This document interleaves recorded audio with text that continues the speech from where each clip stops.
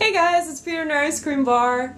So I have another character video with Nan today, and I'm back over here. This is not like the nicest place to film, I feel like, but I remember when I used to do character videos and I would have like my story time chair, and then I sold that chair. Now it's gone, just like all my childhood dreams. But so I'm just gonna dive right in because I have a lot to get through today. I pre-apologize. It's beautiful hair, by the way.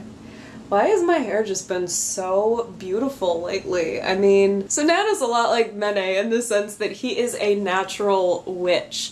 Now, if you didn't remember or you didn't see Mene's character videos, I am gonna go over some backstory stuff, hopefully kind of quickly, but we'll see how quickly I can get through the world building aspect here. So, so basically, a natural witch is different from a human really only in one major respect, which is humans have natural barriers against the supernatural, whereas witches are born without them, natural witches. Because humans and like magical things do not play together super well, a natural witch is probably going to have all of their supernatural ability tapped out by building those barriers that keeps them from perceiving anything beyond the normal human senses. However, there are some natural witches who are born who have leftover bits. A bit of leftover supernatural jazz, like impromptu, like freeform, like oh my god, I just noticed on this poster of Godzilla I have, he's like stepping on a boat. Like, it doesn't even matter. He's just stepping on a boat. He doesn't even look like that mad. He's just kind of walking like he went out for a stroll and happened to destroy a city.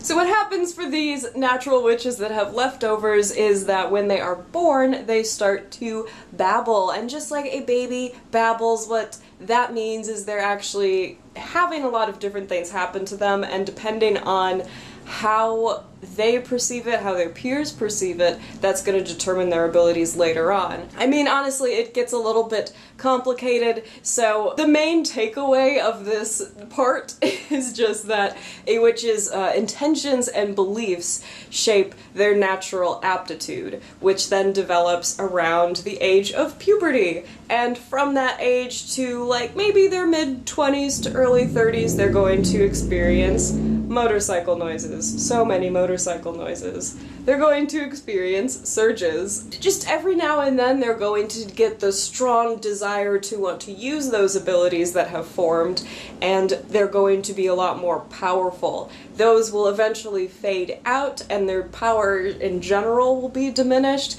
If they used their abilities a lot while they were in that surging phase, they might feel a little bit fiending for a fix. But if they didn't, they're probably going to be pretty content just letting it go, letting it fade away. And I just want to throw in quickly, this is how like paranatural people work in Erebus, which is the continent that my doll characters, most of them, are from. So these rules will not exactly be the same for, say, Terran, who is from a different continent, or Yana, who is from nobody knows where. Anyway, especially in Erebus, which has been largely agnostic for the past like 100 years, natural witches can really get themselves into trouble. They can really get manipulated very easily by otherworldly beings. You know, humans have lived for a long time with the assumption that they cannot be hurt by things outside of the physical world, and they've mostly been correct. Unfortunately, that hubris leads a lot of natural witches to kind of dive headlong into situations and get themselves hurt or even killed because they don't really understand them. There are very few families who have natural witches throughout generations, and those that do have some kind of strange beliefs, some strange rituals. The only one that's really important for Nan's story is about entities and wanting an entity to follow their family through generations. And let me just throw in real quick, Nan is not from a family of natural witches. That's not not. Now, okay, let's rewind a bit for another minute. Because an entity is a thing, but you can't really say much more about it because no one really knows what they are, what their motivations are, or how they choose a person to follow or possess.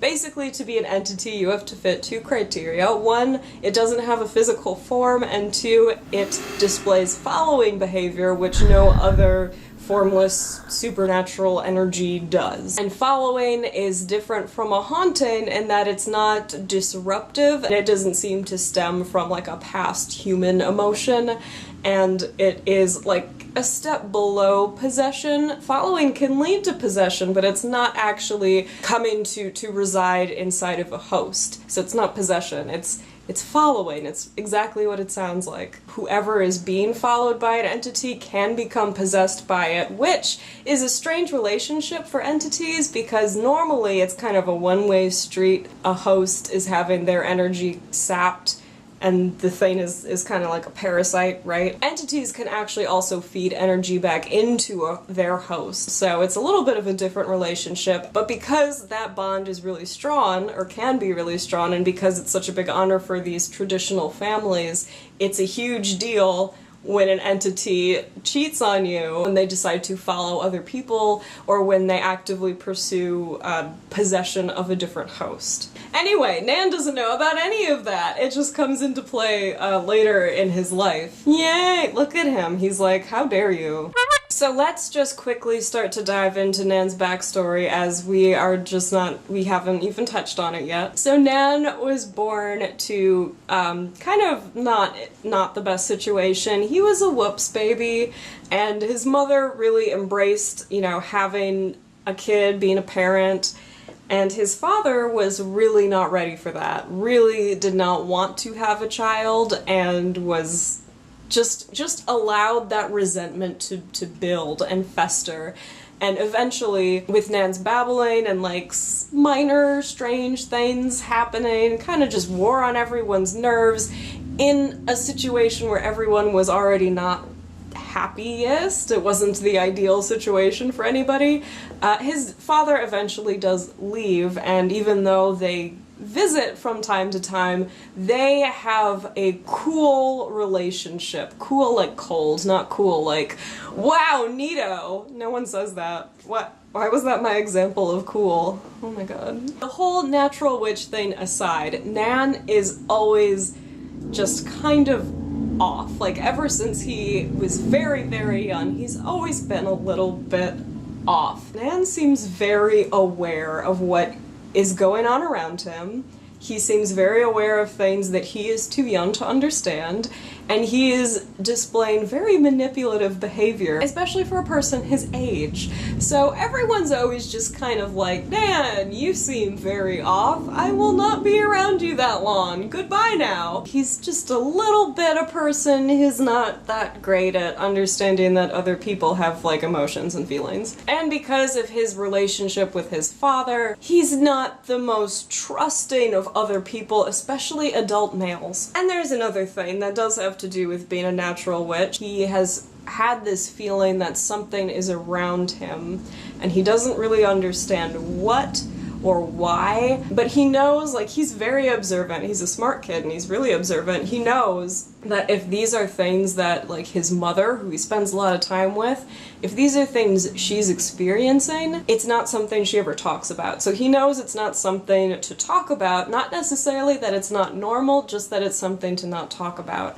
And because of his family stress throughout his childhood, he kind of developed these abilities that are basically abilities that repress his own abilities. It's odd. He develops like some odd, weird, repressive stuff that happens. The issue is, eventually, he does get approached by this entity that is following him. He obviously doesn't really know what it is, and because he's not great at relating to other people and understanding that someone else can really have an intelligent motivation behind something, he gets tricked into a possession situation. Not even really necessarily tricked, just Nan is like really dumb about it. He's just like, hey, that seems like a great idea, let's do it. And we'll talk about that more in the next video because I just feel like it's been going on for so long already, this one, and I still have to explain possession. Possession is something that has to be accepted. For full long-term possession, it has to be accepted, and most possession is not full. It's more like having a tapeworm. I like to use the example of the boat. So basically, you have a boat, it sails on the sea, you have a captain, you have a crew. So the captain is Nan mentally, the boat is Nan physically, and the sea is Nan, like, spiritually, like his soul, like his life energy. And the crew is whatever is trying to possess you. So the captain steers the ship, and everyone on the boat lives off of the sea, right? And they live in the boat. The crew can't overthrow the captain unless they can properly use the boat, otherwise they're all going to sink into the sea. However, the crew can influence the captain, give their opinion. It's a delicate relationship. Full possession is just usually not worth it for any kind of thing. Usually you would just end up killing the hostage, which is, it just doesn't go very well. Just is like, well, now you're dead. So now here I am back at square one, not possessing anybody. What a drag. Anyway, I feel like I am going to be so frustrated with myself by the time I get to editing this video because I feel like I have droned on and on. It's great. I might write a little bit of companion info to this video just because it's like so much world building stuff and we barely got into Nan's backstory at all. But next time, guys, next time, maybe a little less jazz, a little more story, or like maybe more jazz, who knows? Maybe the next video is just freeform jazz. Thank you guys so much for watching. I hope you enjoyed. I hope you're interested to learn some more about this guy, and I will talk to all of you soon. Bye!